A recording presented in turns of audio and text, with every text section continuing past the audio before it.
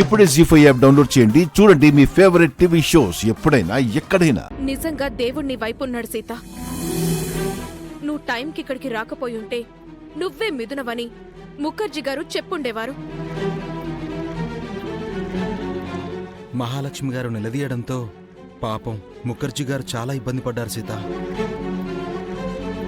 వాళ్లతో జరిగింది చెప్పి సారీ చెప్పాను. నాకలా అయిందని వాళ్ళు కూడా కంగారు పడ్డారు. రామ్ కూడా నీకేమైందో అని చాలా టెన్షన్ పడ్డాడు సీత. కాసేపు ఆగి పోలీస్ రిపోర్ట్ ఇద్దామని అనుకున్నాడు. రామ్కి నువ్వంటే చాలా ప్రేముందమ్మా. అది బయటికి చూపించకపోయినా మనసులో నీకోసం రామ్ గుడి కట్టుకున్నాడు.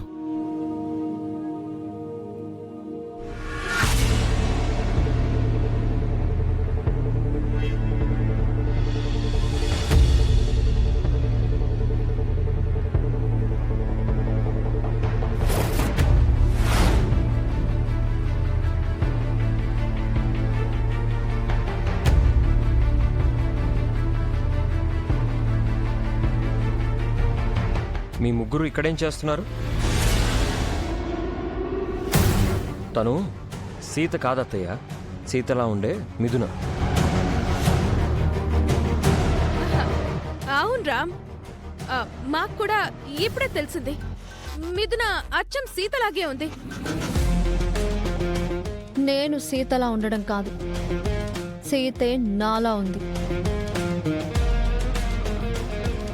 అవును మిథున గారు, సీత మోడర్న్ డ్రెస్ వేసుకుంటే అచ్చం మీలాగే ఉంటుంది. సీతకి అంత కర్మేం పట్టలేదు. సీత ఎప్పటికీ సీతే. ఏ సీత నాలా ఉండకూడదా రామ్? సీత ఎలా అయినా ఉంటుంది, కానీ నువ్వు ఎప్పటికీ సీతలా ఉండలేవు. ఎందుకుండలేను? సారీ కట్టుకుంటే నేను సీతనైపోతాను. సీత గౌరవం శారీలో లేదు, తన సంస్కారంలో ఉంది.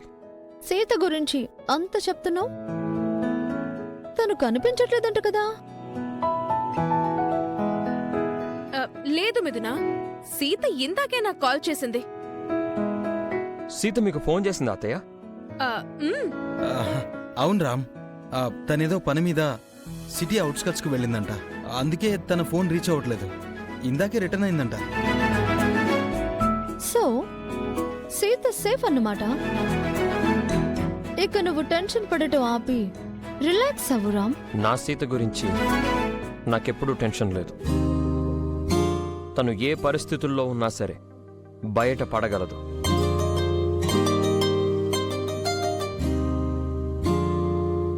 నాకు శ్రీరామ రక్షమామ. పదండి, నా ఎంగేజ్మెంట్ కి టైం అవుతుంది. జీ5 యాప్ డౌన్లోడ్ చేసి అన్ని ఎపిసోడ్స్ పూర్తి ఉచితంగా చూడండి.